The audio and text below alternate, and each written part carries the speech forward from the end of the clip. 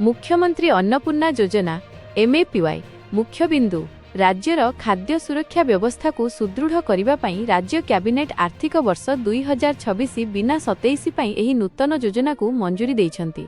1 योजनार सुविधा हिताधिकारी को सेमानंक नियमित चाउल कोटा व्यतीत अतिरिक्त 5 केजी चाउल मासिक मागणारे मिलिबो।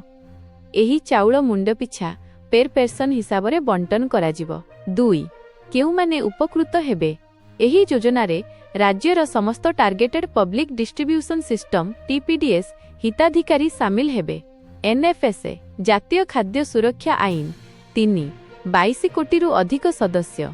एसएफएसएस राज्य खाद्य सुरक्षा योजना 5 62 लाख रु अधिक सदस्य। समुदाय प्राय 3 28 कोटी हिताधिकारी 1 कोटी परिवार एहार लाभ पाइबे। 3 व्ययबराद ओ परिमाण चाउल परिमाण वार्षिक हाराहारी 19 71 लाख मेट्रिक टन चाउल बंटन कराजिबो।